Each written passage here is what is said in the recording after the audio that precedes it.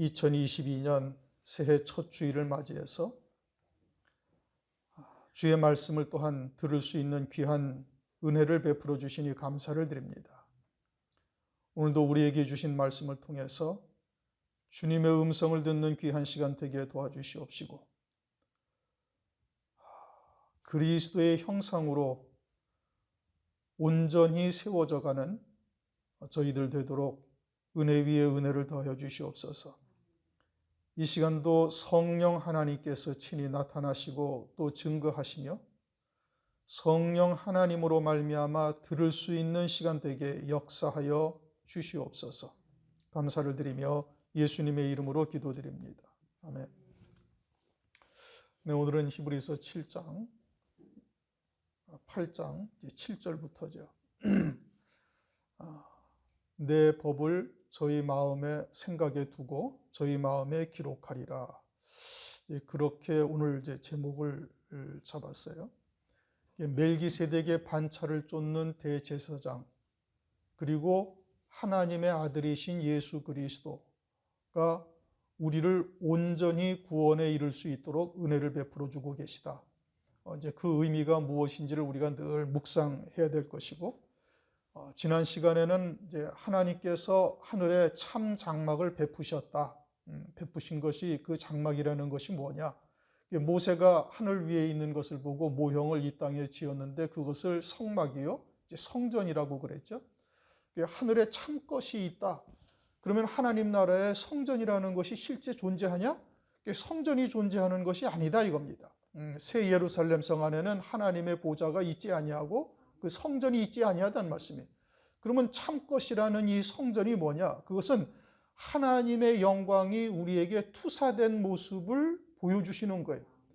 우리가 죄인된 몸으로서 하나님께 나아가는 길이 얼마나 엄청난 길인가를 갖다가 우리에게 보여주신다 이겁니다. 번제단에서 각을 떠서 다 불에 살라 죽어야 될 것이고, 물두멍에서 그 물로 씻고, 그리고서야 비로소 성소에 들어가는데, 성소에서도 또한 지성소까지 가기가 휘장이 있어서 들어가지 못하는, 그러니 하나님이 얼마나 거룩하시고 영화로우신 분이신데 그 하나님의 영광에 이르게 하시기 위해서 하나님께서 이 땅에 육체를 입고 오셔가지고 친히 화목제물이 되셔서 우리로 하여금 하나님의 나라에 하나님의 보좌에까지 영광에 이를 수 있는 은혜를 우리에게 베풀어 주신 거예요. 그게 멜기세덱의 반차를 쫓는 대제사장이요 하나님의 아들이신 예수 그리스도다. 우리가 이것을 절대 잊어서는 아니 되는 겁니다. 그러한 하나님의 은혜와 사랑을 항상 깊이 묵상하고 우리의 삶이 과연 그러한 하나님의 은혜에 합당한 믿음의 열매를 맺고 있는지 늘 스스로를 돌아볼 수 있어야 되는 것이죠. 오늘은 어저께 이어서 이제 7절부터입니다. 저 첫 언약이 무흠하였다면 둘째 것을 요구할 일이 없었으려니와. 첫 언약은 율법이죠. 그럼 율법이 무흠하였다면 그럼 흠이 있다는 뜻이냐? 율법에 하자가 있습니까, 여러분? 없어요. 그럼 율법에 흠이 있다는 게 뭔 뜻이냐? 그것은 우리를 온전한 구원에 이르기에는 하나님의 율법으로 우리가 이룰 수가 없다. 이것을 말하는 것이죠. 히브리서 7장 11절 레위계통의 제사 직분으로 말미암아 온전함을 얻을 수 있었으면 백성이 그 아래서 율법을 받았으니 어찌 아론의 반차를 쫓지 않고 멜기세덱의 반차를 쫓는 별다른 제사장을 세울 필요가 있느냐? 그렇게 율법으로는 우리가 온전한 구원에 이를 수 없다. 이걸 말씀하는 것이지 율법에 하자가 있다? 그건 아닌 겁니다. 하나님의 법이죠. 하나님의 법인데 그것을 사람이 하나님처럼 지킬 수가 없는 거예요. 그러니까 우리가 율법으로는 의인이 없나니 하나도 없어요. 그러니까 율법으로는 온전한 구원에 이를 수가 없다. 이걸 말씀하는 것이지 율법에 흠이 있다 이런 뜻이 아닌 겁니다. 그럼 둘째 것은 뭐죠? 예수 그리스도로 말미암는 새 언약을 말하는 거예요. 멜기세덱의 반차를 쫓는 참 대제사장이시고 하나님의 아들이신 예수 그리스도로 말미암아 세우신 언약이죠. 그런데 둘째 것을 요구할 일이 없었으려니와. 그러면 둘째 것을 누가 요구했어요? 우리가 요구했나요? 아니요. 유대인들은 자신들이 의롭다라고 생각을 했어요. 율법을 다 지킬 수 있다라고 생각을 하고 바리새파, 사두개파가 있어가지고 철저히 율법을 지켜서 자신들은 스스로 의롭다라고 아주 장담했던 겁니다. 그러니까 하나님의 백성이 요구했어요? 요구하지 않았어요. 그럼 누가 요구를 했어요? 둘째 것을 요구할 일이 없으려니와. 율법은, 모든 율법은 누구를 나타내고 계시죠? 예수 그리스도. 율법이 몽학선생이 되어져서 누구에게로 인도한다고요? 그리스도에게로 인도한단 말이에요. 그러면 율법, 누가 요구를 했어요? 참 것을 누가 요구를 했어요? 율법이 요구를 한 거예요. 율법이 요구를 했다는 것이 아니라 율법의 모든 율법이 누구를 말씀하고 있어요? 예수 그리스도를 말씀하고 있는 거예요. 그러니까 율법의 요구로 말미암아 그리스도가 오시지 아니하고는 어쩔 수가 없는 것이죠. 우리가 구원에 이를 수가 없는 거예요. 온전한 구원에 이를 수가 없는 거예요.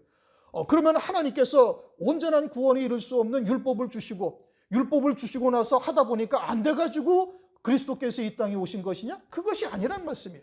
이미 우리가 여러 차례 상고했던 것처럼 로마서 16장 25절 이하에 영세전부터 감추었던 것이다가 그것이 이제야 나타난 바 되었다. 또 에베소서 1장 4절 창세전에 그리스도 안에서 우리를 구속하실 하나님의 뜻이 이미 있었고, 율법은 그리스도에게로 인도하는 몽학선생인 거예요. 그러니까 우리가 이 땅에서 아담이 범죄하기 이전에 하나님께서 이미 그리스도 안에서 구속하실 뜻을 정하시고 율법을 주셨는데, 율법은 누구를 말씀하고 있어요? 그리스도를 말씀하고 있는 거예요. 그러니까 둘째 것을 요구할 일이 없었으려니와. 누가 요구했던 거예요? 율법을 통해서 그리스도에게로 우리를 인도하고 계시다. 이것을 말씀하고 있는 겁니다. 8절 저희를 허물하여 일렀으되 주께서 가라사대 볼지어다 날이 이르리니 내가 이스라엘 집과 유다 집으로 새 언약을 세우리라. 이제 저희를 허물하여 일렀으되 누구를 허물했어요? 유다와 이스라엘. 유다와 이스라엘이 무엇을 허물했어요? 처음에 하나님께서 출애굽기 32장에 금송아지를 지음으로 말미암아 첫 번째 돌판이 깨뜨려졌어요. 첫 번째 돌판이 깨뜨려지고 새 돌판을 모세를 통해서 주셨는데, 그것은 무엇을 말하는 거죠? 첫 번째 언약은 파기된 거예요. 무엇으로 말미암아? 하나님의 백성들이 하나님의 언약 안에 머물지 아니함으로 파기되었다. 그래서 이제 금송아지를 이제 출애굽기 32장에 금송아지를 세우고 그것으로 인해서 첫 번째 돌판이 깨뜨려졌는데, 그와 같은 영적인 흐름은 계속 이어져서 북이스라엘로 나중에 나누어지고 열왕기상 12장 25절 이하를 보면 북이스라엘 왕이 여로보암인데, 여로보암이 다윗의 기업을 잇는 자가 되지 못하게 하려고 예루살렘에 내려가지 못하게 하려고 단과 베델에다가 금송아지를 또 세워요. 출애굽기 32장에 뭘 만들었다고요? 금송아지.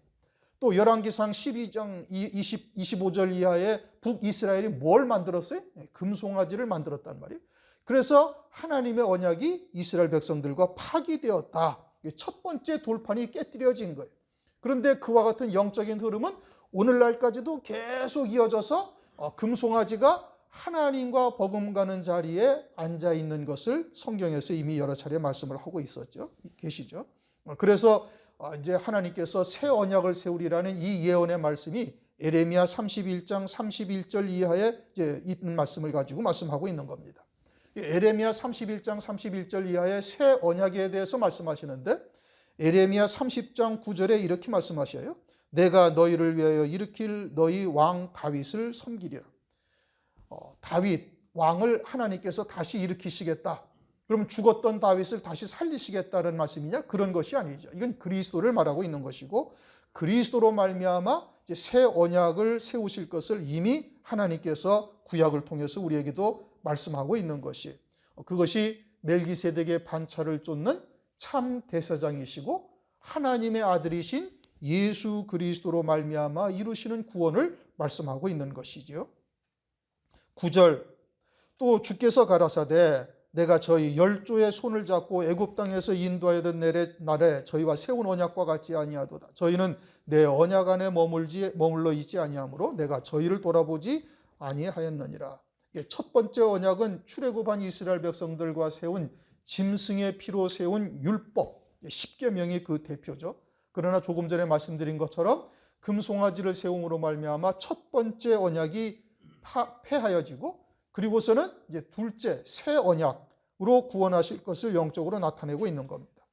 새 언약이 참이죠. 그것이 예수 그리스도로 말미암아 우리를 온전한 구원에 이를 수 있다 말씀하시니 그것이 참 것이 되는 것이죠. 참 언약이죠. 참 성막, 하늘에 있는 것을 참 성막, 예수님을 참 대제사장, 또 참 제물, 참 언약이라고 말씀하시고 있는 겁니다. 이 옛 언약은 짐승의 피로 세운 것인데 그것은 우리의 육신을 정결하게 하고 세상의 복을 바라보게 하는 법이에요. 그러나 새 언약은 주님으로 말미암아 주님의 피로 말미암아 세우는 것인데 육신이 아니라 우리의 참 생명, 영원한 생명을 바라보게 하고 하늘의 소망 가운데 살아갈 수 있도록 우리에게 은혜를 베풀어 주시는 거죠.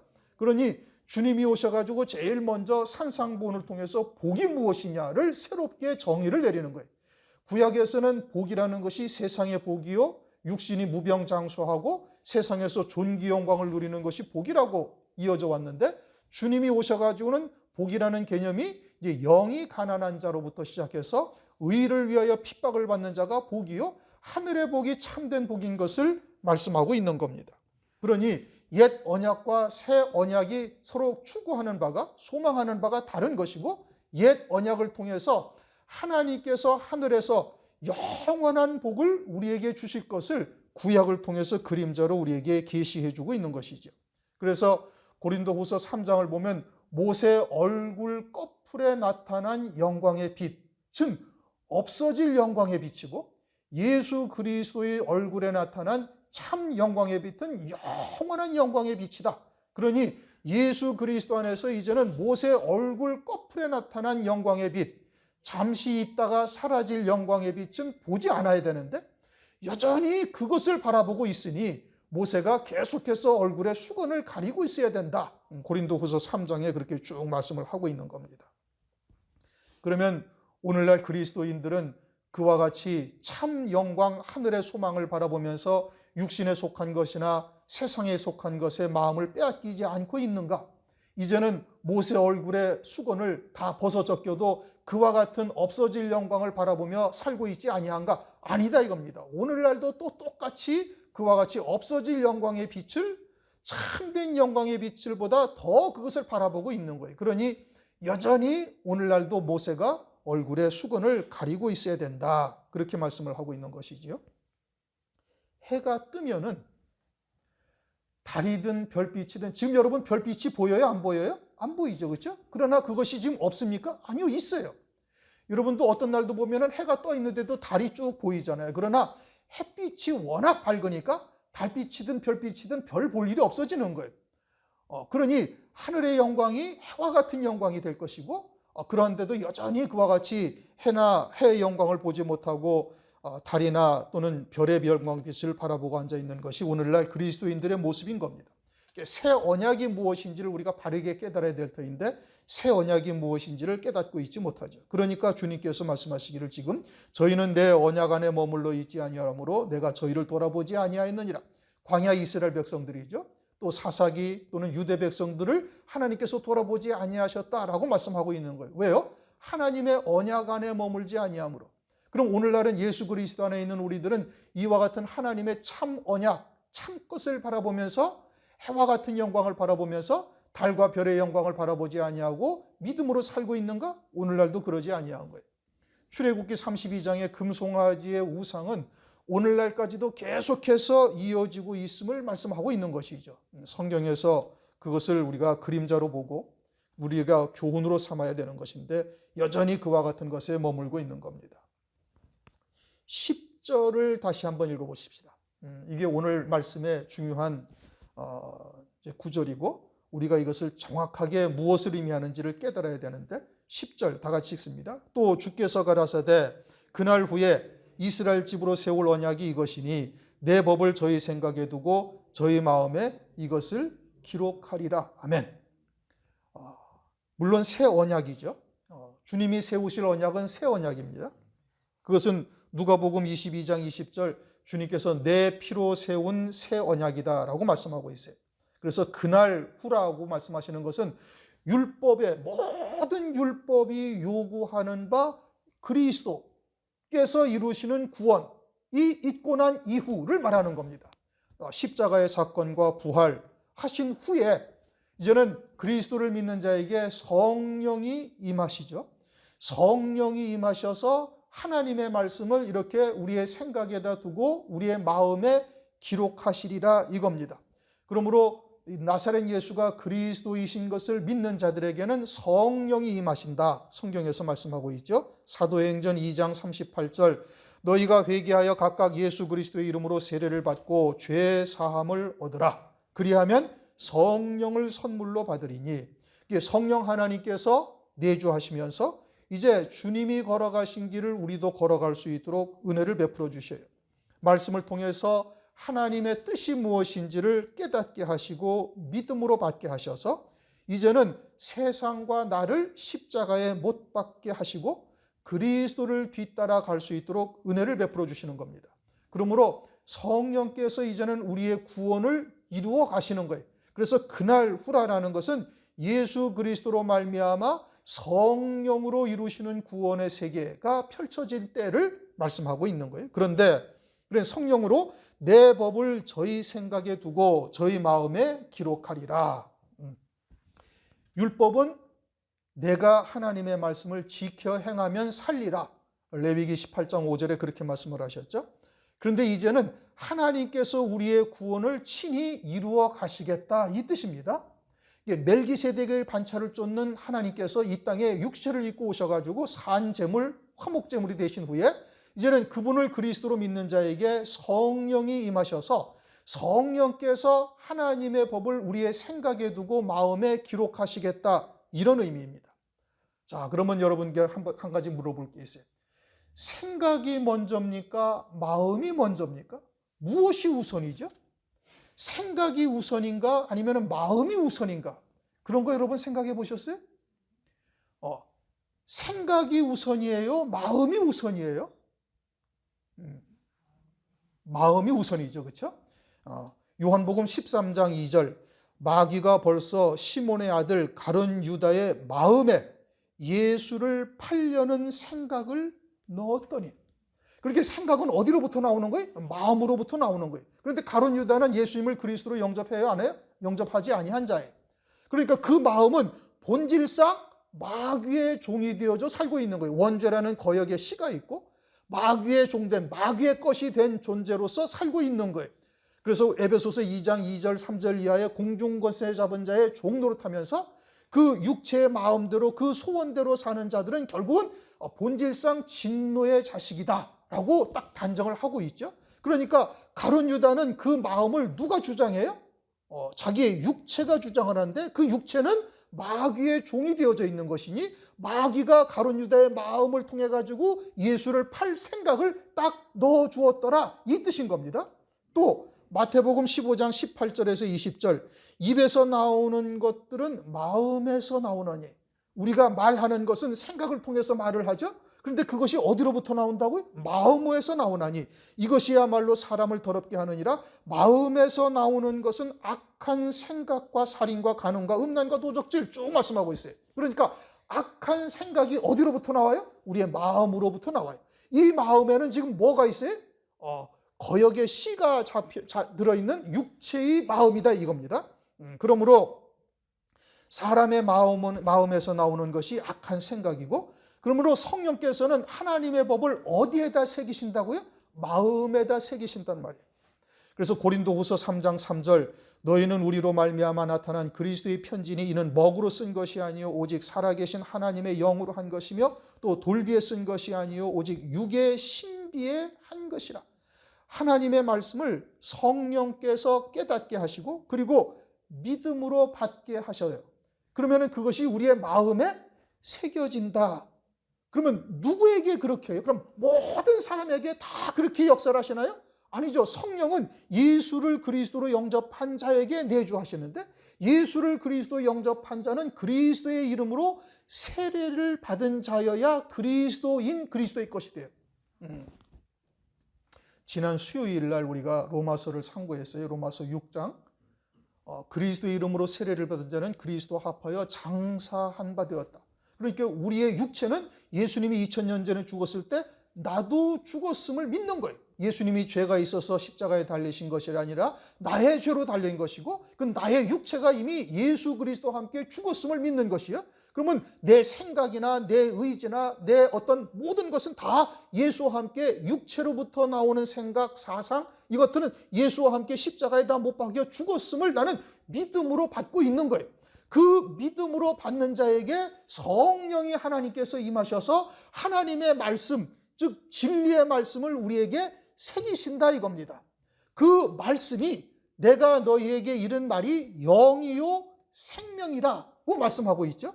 그러니까 내가 그리스도 안에 새 피조물이 되어져서 새 세례받은 자가 되어져서 새 생명 가운데 사는 자, 새 생명이라는 것은 하나님의 영원한 생명이요 하나님의 씨, 우리 안에 있는 하나님의 씨를 말하는 것이고 그 우리 안에 있는 하나님의 씨, 그 영원한 생명이라는 것을 깨달은 자는 그리스도 안에 있는 자는 하나님의 말씀이 영이요 생명이 되니 이 생명은 자기의 본질적인 생명이 무엇인지를 알고 있는 거예요. 그래서 그 생명을 찾아간다는 말씀이에요. 베드로전서 3장 21절 노아가 물의 홍수로 말미암아 구원받은 자인데 그 물은 곧 세례라. 그리고서는 선한 양심이 하나님을 향하여 찾아가는 것이라. 이게 세례받은 자인 것이에요. 그게 그리스도의 이름으로 세례받은 자요. 그것이 그리스도 안에서 새 생명으로 사는 자요. 성경에서 말씀하시는 새 피조물이 된 자예요. 그것은 우리 육체에 있는 마음과 새 피조물로서의 생명으로 가지고 있는 마음이 다른 겁니다.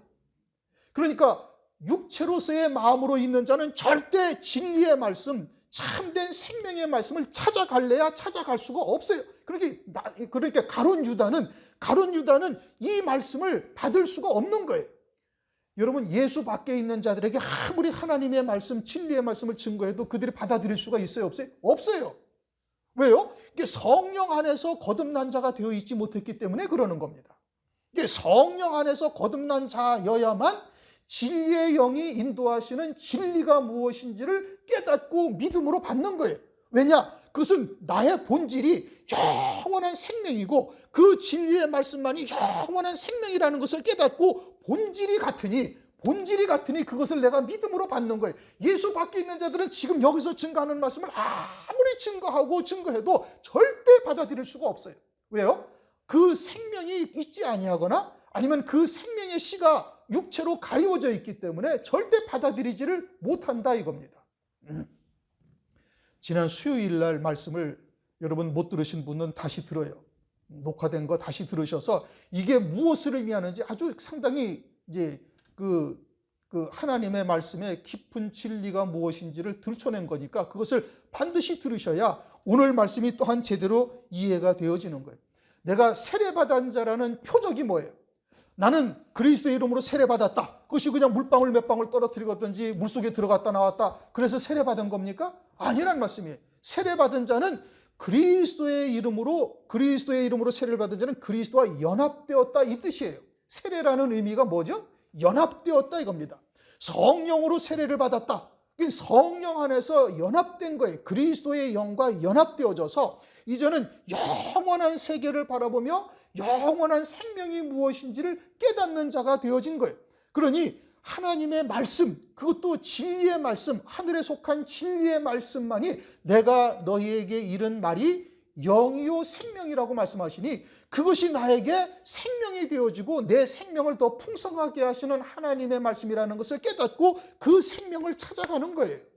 이게 세례받은 자라는 증거인 겁니다. 그들에게 성령께서 하나님의 말씀을 믿음으로 받게 하시는 거예요. 그것이 내게 생명이 되어지고 믿음으로 받게 하셔서 내 믿음이 자녀의 신앙에서 청년의 신앙, 청년의 신앙에서 아비의 신앙으로 성숙되어져 가면 갈수록 그 생명의 말씀이 나를 주장하는 삶이 된다 이 뜻인 겁니다.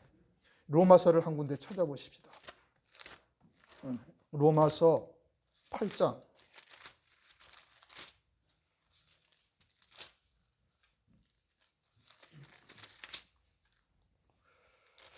아니야. 로마서 8장이 아니라 로마서 고린도전서에서 내가 이러고 로마서 8장이 맞아. 로마서 7장. 자, 로마서 7장을 한번 보십시다. 22절, 나머지는 집에서 한번 읽어보세요. 22절, 내 속 사람으로는, 찾으셨습니까? 다 같이 읽으세요. 내 속 사람으로는 하나님의 법을 즐거워하되 내 지체 속에서 한 다른 법이 내 마음의 법과 싸워 내 지체 속에 있는 죄의 법 아래로 나를 사로잡아오는 것을 보는도다. 그러게 내 안에 속 사람은 무엇을 즐거워해요? 하나님의 법을 즐거워하고 내 지체 속에 있는 나는 무엇을 더 좋아해요? 죄의 법을 더 좋아하는 거예요. 육체의 마음과 새 피조물로서의 마음이 다른 겁니다, 여러분. 이게 구별돼야 되는 거예요. 그러니까 인격체로서의 나의 자아와 그리스도 이름으로서 세례받은 자로서의 새 피조물이 된 나의 자아가 다르단 말씀이에요. 하나님의 생명의 씨가 내게 있는데 그 하나님의 생명의 씨가 육체의 자아로 가려져 있다가 그리스도를 믿음으로 그리스도의 이름으로 세례를 받고 진리의 말씀을 통해서 이 생명이 드러나고 이 생명은 우리의 속사람은 하나님의 법을 즐거워하고 나는 하나님에 쫓아서 그리스도처럼 살고 싶은데 그런데 육체의 법이 나를 계속해서 충동질하고 계명을 쫓아 나로 하여금 죄 가운데로 끌어오는 역사를 하고 있는 거예요. 누구 안에서? 사도 바울 자기 안에서. 그래서 이 죄를 짓는 것은 이건 내가 짓는 게 아니다. 이거는 죄를 짓는 것은 제가 내 안에 있어서 그것이 역사를 하는 것이지 이건 나와는 별개의 것이다 이거예요. 그리고 나는 이미 그리스도 안에서 세례받은 자요 나는 새 피조물이니 그리스도 안에 있는 나는 이제는 결코 정죄함이 없다 이거예요. 나는 이 생명으로 사는 이 참 자아가 무엇인지를 발견한 이와 같은 존재다 이거예요. 그리고는 하나님의 말씀이 요한복음 6장 63절 내가 너희에게 이른 말이 영이요 생명이란 말씀이에요. 그러니까 내가 참 자아요 영원한 생명이 무엇인지를 깨닫고 내 안에 그 하나님의 씨가 있음을 깨달은 자는 무엇을 찾아가요? 그 생명을 찾아가는 거예요. 베드로전서 3장 21절 세례받은 자는 선한 양심이 하나님을 향하여 찾아가느니라. 이게 새 피조물이고 그런 자에게 하나님께서 진리가 무엇인지 하늘에 속한 생명의 말씀을 우리에게 주실 때 성령께서 그 말씀을 깨닫게 하시고 믿음으로 받게 하시는 거예요. 그게 내 마음에 새겨지는 거예요. 그러면 내 마음에 그 하나님의 말씀이 새겨지면 이 마음에서 나오는 생각이 선한 생각이고 내 육체를 통해서 나오는 생각은 악한 생각이요 죄요 간음이요 살인이요 도적질이다. 마태복음 15장 18절 19절에 그걸 말씀하는 거예요. 그러면서 내 안에서는 계속 이 두 가지가 서로 갈등하며 싸운단 말이에요. 그런데 성령으로 충만하고 그리스도 안에서 새 피조물 된 자는 뭐를 선택하는 거예요? 선한 양심이 하나님을 향하여 찾아가는 길을 택하는 거예요. 육체가 강한 자는 육체를 따라가는 거예요. 내 마음의 법이 어떤 마음의 법인지를 분별할 수 있는 자가 되어야 되는 거예요. 누가? 이제는 예수 안에서 거듭난 존재가 되어지면은 내가 어느 마음의 법을 쫓아갈 것인지를 분별할 수가 있어야 되는 것이죠. 이게 세례받은 자예요. 그 세례받은 자들에게 하나님의 법을 새기신다는 말씀이에요. 아무에게나 여러분 우리가 증거하는 하나님의 말씀을 아무에게나 전해보세요. 말씀을 받습니까? 안 받아들여요. 설령 받아도 육체가 훨씬 강해서 육을 쫓아 살아가는 자는 이 말씀을 버리는 거예요. 그러나 거듭난 자요 새 생명으로 사는 자는 이것이 내게 육체적으로 손해가 나고 재정적으로 손해가 난다 할지라도 이것을 쫓지 아니할 수가 없어요.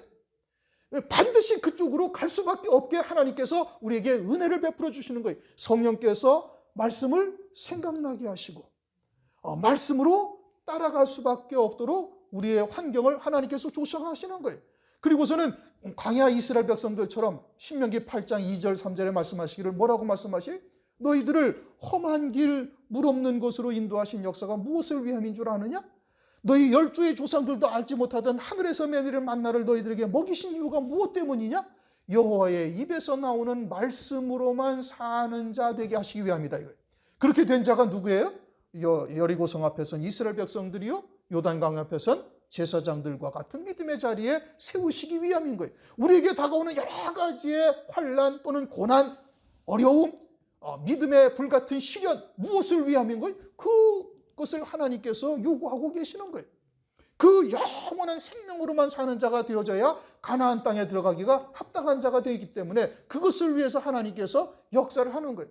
하나님이 하나님의 말씀을 어디에다 새기신다고요? 우리의 마음에 새기시는데 그것은 새 피조물된 자의 마음에 새기시면은 그 마음에서 하나님의 말씀이 우리에게 생각나게 하셔서 우리의 생각에다가 그 하나님의 말씀을 두신다 이거예요. 그러한 온전한 순종, 온전한 복종이 되지 아니하니까 때로는 물 없는 곳으로 갔다가 우리를 인도하시고 때로는 험한 길로 인도하시고 때로는 아말렉 군대가 쳐들어오게 만드셔서 사면 초가에 두게 하셔서 하나님의 말씀으로만 사는 자로 하나님께서 세워가신다 이겁니다. 그러므로 에베소서 4장 22절 24절 이렇게 말씀하셔요. 너희는 유혹의 욕심을 따라 썩어져가는 구습을 쫓는 옛 사람을 벗어버리고 오직 심령으로 새롭게 돼요. 심령으로 새롭게 된다는 것은 영으로 새롭게 된다 이겁니다. 그리스도 안에서 새롭게 되어 하나님을 따라 의와 진리의 거룩함으로 지으심을 받은 새 사람을 입으라. 하나님을 따라 의, 예수 그리스도가 의죠. 그리고 진리의 말씀으로 지으심을 받은 새 사람을 입으라. 그것이 하나님의 말씀이 새겨진 자인 겁니다.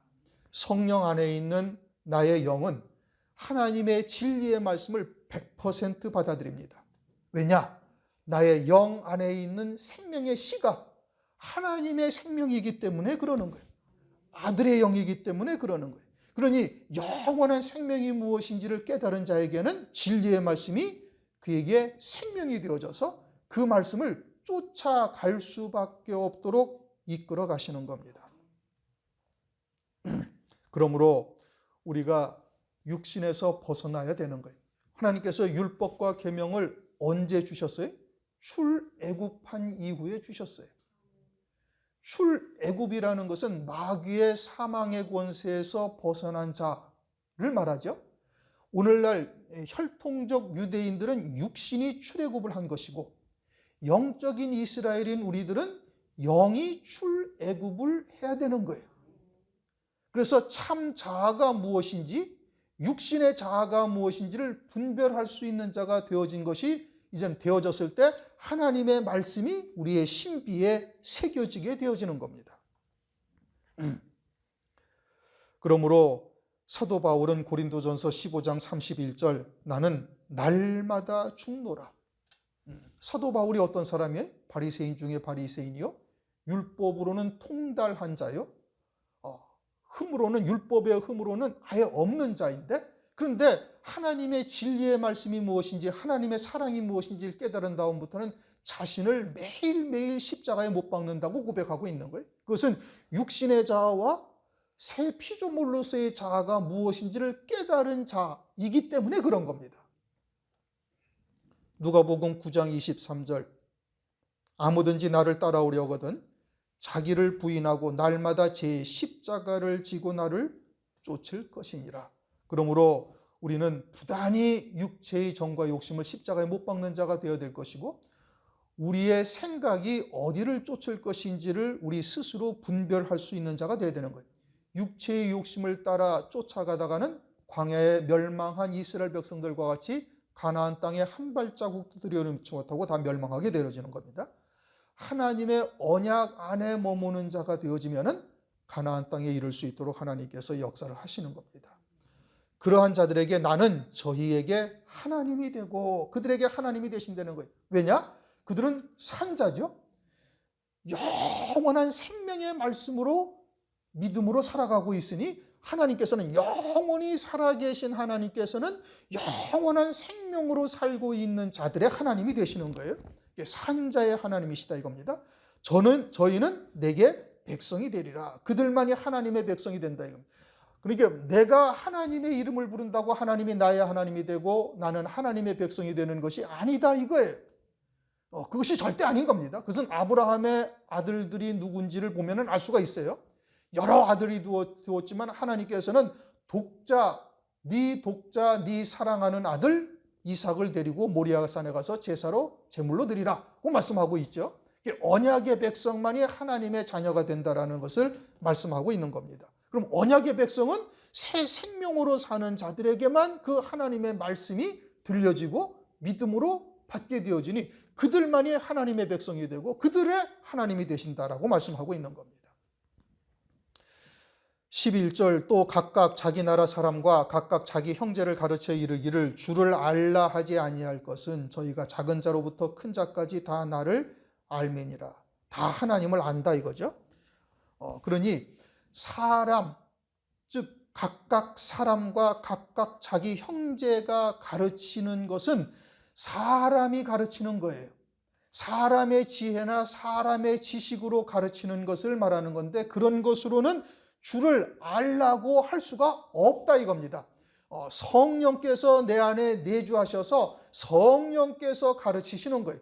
진리가 무엇인지 진리의 성령께서 진리의 말씀을 증거하는 성령 하나님께서 진리의 말씀 가운데 증거되어지는 하나님의 말씀을 성령께서 듣게 하시고 성령께서 나를 가르치신다 이런 뜻인 겁니다. 이 말씀을 문자대로 오해하면 되지가 않습니다. 마태복음 28장 20절을 보면 내가 너희에게 본부한 모든 것을 가르쳐 지키게 하라. 주님께서 제자들에게 가르치라고 말씀하고 있어요. 그러면 제자들은 그리스도를 믿는 자이니 성령 안에 있는 자들이요 성령으로 하나님의 말씀을 증거해서 가르쳐요. 우리가 사도행전을 금요일 날 상고를 하죠. 사도행전 2장 3장을 보면 사도 베드로가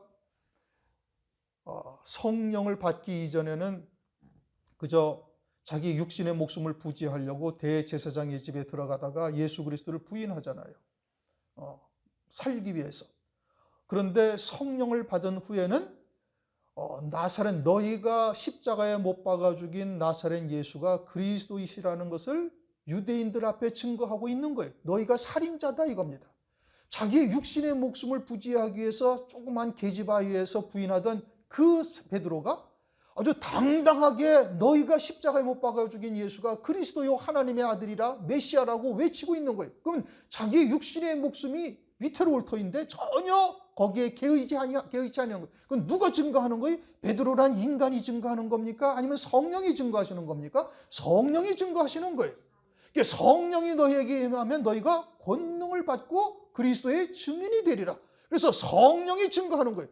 그러면 하나님의 말씀도 성령으로 충만함을 입고 하나님의 지혜를 받은 하나님의 말씀이 성령 안에서 증거되어질 때 그는 누가 증거하는 거예요? 사람의 지혜로 전하는 겁니까? 성령으로 증거하시는 겁니까? 성령으로 증거하는 것이고 여러분들도 그리스도를 믿는 자이니 성령이 내주하셔서 성령께서 진리가 무엇인지를 분별할 수 있게 하셔서 믿음으로 받게 하시는 거예요. 그건 성령이 가르치시는 것이지 사람이 가르치는 것이 아니다 이겁니다. 사람의 지혜로 가르치지 말라 이런 뜻이죠.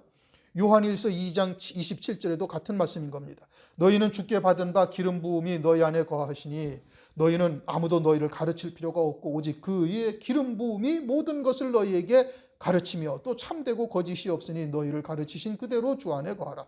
같은 의미인 겁니다. 12절 내가 저희의 불의를 긍휼히 여기고 불의가 있다는 것인데 그 불의를 긍휼히 여겨서 영원히 죄 없는 자처럼 보신다 이겁니다. 누구에게? 새 언약 안에 있는 자에게.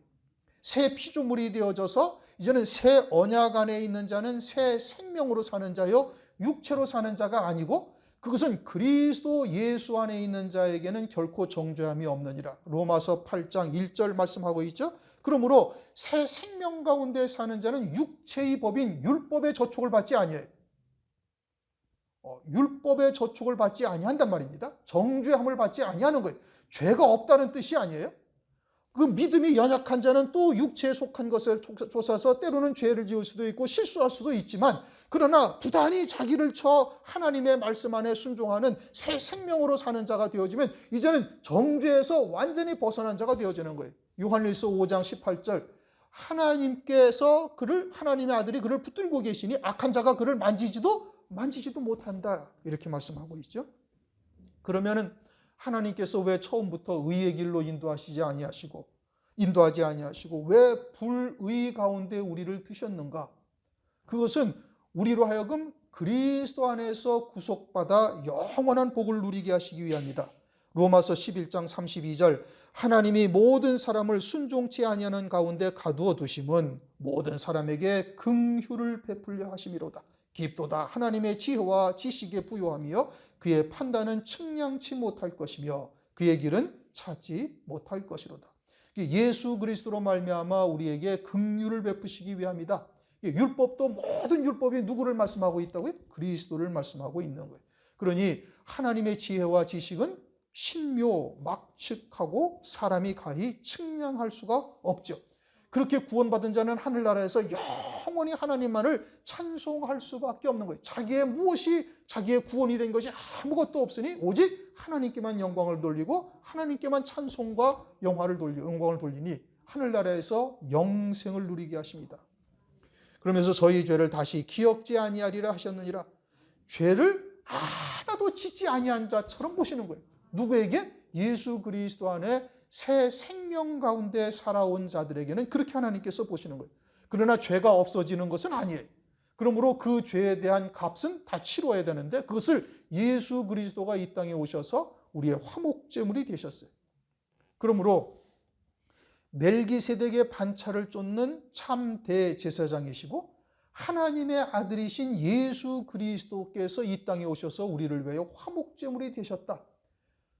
그것은 하나님의 영광이 부족한 것이 아니요, 하나님은 스스로 자충족하시는 분이며 홀로 영화로우신 분이, 우리가 영광을 돌려야 하나님께서 영광이 더 되시는 것이 아니고 영화로움이 온전해지는 것도 아니다 이거예요.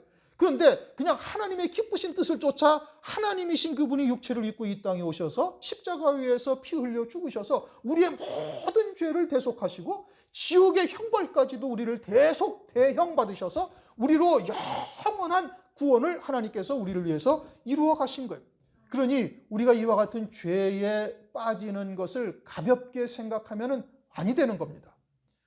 그것은 아직 새 생명 가운데 믿음으로 살고 있지 아니하기 때문에 그러는 거예요. 죄에 대한 두려움을 우리는 가져야 될 것이고 가볍게 생각해서는 아니 되는 거예요. 우리가 영으로 사는 자라면 육체로부터 나오는 그와 같은 악한 생각들을 말씀과 기도로 물리쳐야 되는 겁니다.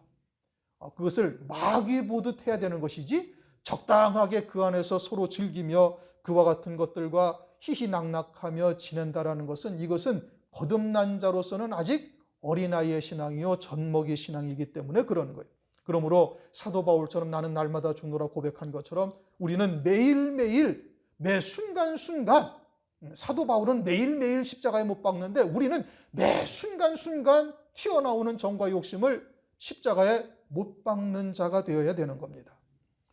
육체에 거해서 육체로 사는 자는 율법 아래에 있는 자입니다. 잘 기억해야 되는 거예요. 부단히 자기를 쳐 복종시켜서 새 생명 가운데 사는 자여야 되지, 적당하게 육체로 사는 자는 그건 그리스도의 은혜에서 끊어진 자다. 할례 받는 자는 그리스도의 은혜에서 끊어진 자라는 것을 갈라디아서 5장에서 말씀을 하고 있어요. 선을 행한 자는 생명의 부활로. 뭐가 선을 행하는 거예요? 선한 양심이 하나님을 향하여 부단히 찾아가는 자는 선을 행하는 자고 그는 생명의 부활로 나올 것이요, 악을 행한 자는 심판의 부활로 나온다. 하나님의 말씀을 우리가 잘 기억하고 있어야 되는 겁니다. 13절, 새 언약이라 말씀하셨으니 첫 것은 낡아지게 한 것이니 낡아지고 쇠하는 것은 없어져 가는 것이다. 낡아진다, 없어져 간다. 그러면 율법을 폐하느냐? 그것은 아니란 말씀이죠. 로마서 3장 31절, 도리어 율법을 굳게 세우느니라. 그러면 이 말씀의 의미는 뭐냐? 그것은 율법을 쫓아 행함에 이른다는 것은 폐하여지고 낡아지게 된다, 이런 의미예요. 이제는 예수 그리스도 안에서 새 언약 안에 사는 자니 우리가 점진적으로 믿음으로 사는 자가 되어지면 이제는 그와 같은 것은 낡아지고 폐하여져 간다. 요한일서 2장 7절 8절, 사랑하는 자들아 내가 새 계명을 너희에게 쓰는 것이 아니라 너희가 처음부터 가진 옛 계명이니 이 옛 계명은 너희의 들은 바 말씀이거니와 다시 내가 너희에게 새 계명을 쓰노니 저에게와 너희에게도 참된 것이라. 이는 어둠이 지나가고 참 빛이 벌써 비침이니라. 이제 율법이 예수 안에서 새로운 계명이 되는 거예요. 어둠의 빛이 이제는 참된 빛으로 바뀌어져서 이제는 육으로 사는 것이 무엇인지 영으로 사는 것이 무엇인지를 우리에게 구별하게 하시는 겁니다. 육체의 자아와 새 피조물로서의 자아를 율법을 통해서 깨닫게 하시는 거예요. 그러니 우리가 때로는 죄를 짓거나 실수를 할 때도 있는데 그러할 때 어떻게 하라는 거예요? 범사에 감사하라. 참 역설적이죠. 죄를 지었는데 먼저 감사부터 하라고 성경은 말씀하고 있어요. 그것은 내가 생명 가운데 살고 있지 아니하고 육체로 살았음을 깨닫게 하는 것이니 그것을 통해서 어떻게 하는 거예요? 먼저 감사하고 회개하고 그리고 다시 믿음의 길로 돌아설 수 있도록 하나님께서 우리에게 은혜를 베풀고 계시는 것이지요. 그렇게 새 계명으로 바뀌어졌다. 오늘날 우리는 그리스도 안에서 새 언약 안에 사는 자인 겁니다. 성령으로 하나님의 뜻이 무엇인지를 깨닫게 하시고 우리의 마음에 그것을 믿음으로 받게 하셔서 새기시고 그 마음으로부터 선한 생각을 쫓아 그리스도의 형상으로 우리를 회복해 가시고 있습니다. 그러므로 새 피조물로서의 사는 자로서의 삶이 될 수 있기를 또 간절히 기도해야 될 것이고 진리의 말씀이 우리의 생명이 되고 그것이 우리의 생각을 주장할 수 있도록 자기를 복종시켜 나갈 수 있어야 되는 겁니다. 새해 한 해 부단히 자기를 복종시켜서 이가 날카로운 새 타작기계로 삼으시겠다는 하나님의 말씀이 우리를 통해서 온전히 이루어질 수 있기를 주의 이름으로 축원합니다. 기도하시겠습니다. 하나님 아버지 감사합니다. 오늘 히브리서 8장 말씀을 통해서 새 언약과 옛 언약이 무엇을 하는 것이며 이제 그날 후에 성령으로 이루시는 구원의 역사가 우리에게 어떻게 나타나고 있는지 과연 나는 새 언약 안에 사는 자인지 하나님이 나의 하나님이 되시고 나는 하나님의 백성이 된 자로서 살고 있는지 살펴볼 수 있도록 은혜를 베풀어 주심을 감사를 드립니다. 온전한 진리 가운데로 우리를 인도하셔서 깨닫게 하시고 또 믿음으로 받게 하시며 이제는 완전한 새로운 피조물로서 그리스도의 형상으로 세워져 갈 수 있도록 역사하여 주시옵고 특별히 이 마지막 때에 환난을 통해서 이루실 하나님의 구원의 말씀을 온전히 깨달아서 주의 증인으로서 쓰임받을 수 있도록 역사하여 주시옵소서. 예수 그리스도의 이름으로 감사하며 기도드리옵나이다.